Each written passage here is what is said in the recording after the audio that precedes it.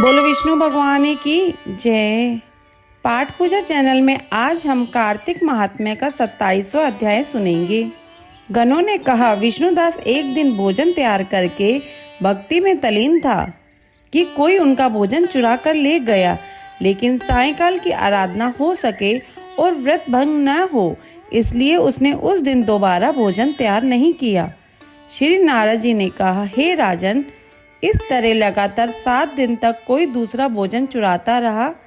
तब वह हैरान होकर सोचने लगा कि यह तो बड़ी विचित्र घटना है कि न जाने कौन हर रोज मेरे भोजन को चुरा कर ले जाता है। फिर भी इस देवस्थान को छोड़ना नहीं चाहिए।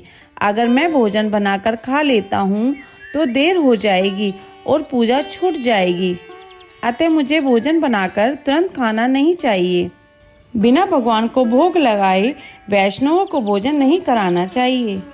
अगर 7 दिन बिन भोजन के बीत गए हैं तो आज का एक दिन और सही।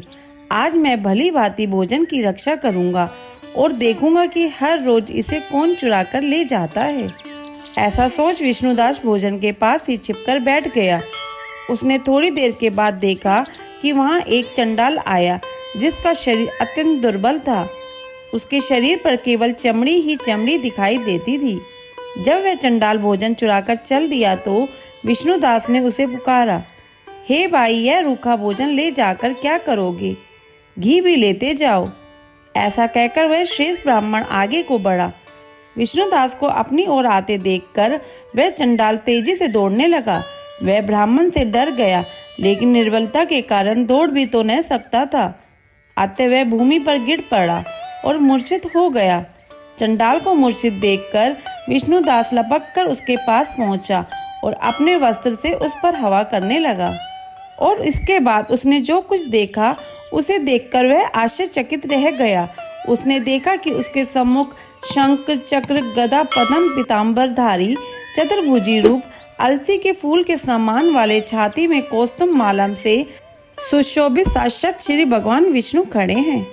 भगवान का दर्शन करके सात्विक भाव से मुक्त वह श्रेष्ठ ब्राह्मण उनकी स्तुति तथा प्रणाम कुछ भी न कर सका।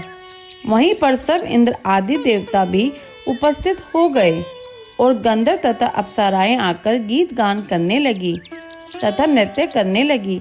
ब्राह्मण उन्हें प्रणाम करने के लिए ही उतावला हुआ, त्यों ही वहां संपूर्ण देव, गंधर्व और अप्सराएं आ गई। नृत्य संगीत होने लगे।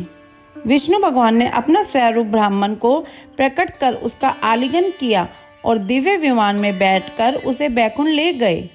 दिव्य विमान में ब्राह्मण को विष्णु के साथ जाते हुए चोल राजा ने भी देखा। उसने अपने गुरु आचार्य मुद्गल को कहा कि मैंने जो यज्ञादि किए हैं वे सब व्यर्थ हुए। जितनी दान दक्षिणा मैंने ब्राह्मणों को दी वह असफल हुई। विष्णु भगवान के दर्शन नहीं हुए। विष्णुदास ब्राह्मण ने केवल श्रद्धा से भक्ति की। उसके प्रभाव से विष्णु भगवान ने आकर उसको दर्शन दिए। इसलिए भक्ति ही सर्वोपरि है। मुझे विष्णु भगवान के दर्शन के लिए राजकाज त्याग कर भक्ति करनी चाहिए। राजा के कोई पुत्र न होने के कारण उसने भांजे को राजगद्दी का अधिकारी बना दिया और आप विष्णु भगवान की भक्ति करने लगा। बहुत काल तक भक्ति करने के बाद भी श्री विष्णु ने दर्शन नहीं दिए और वह अग्निकुंड में कूद पड़ा। अग्नि में प्रकट होकर विष्णु भगवान ने राजा को गोदी में उठा लिया और कहा कि मैं तेरे त्याग और भक्ति से बहुत प्रसन्न हूँ। उसका आलिंगन करके उसको दिव्य विमान में अपने साथ बिठाकर बैकुंठ लोक में ले गए। भगवान विष्णु ने अपने समान रूप वाले ब्राह्मण को पुण्यशील और राजा चोल को सुशील नाम देकर दोनों को अपना द्वारपाल बनाया। अध्याय संपूर्ण। अगर ये अध्याय सुनना अच्छा लगा हो तो इसे लाइक करके शेयर करें। चैनल पे नए हो तो सब्सक्राइब करें।